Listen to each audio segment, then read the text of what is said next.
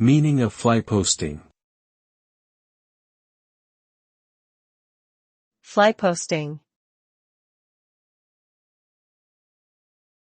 Fly posting. Fly posting. Fly posting.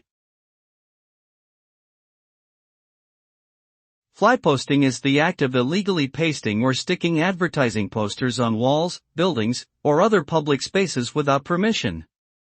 The result is often unsightly and can contribute to urban blight. It can also pose a safety hazard as posters may block important signs or information, or obscure the view for motorists or pedestrians. Fly posting is considered a form of vandalism, and those caught doing it can face fines or other penalties.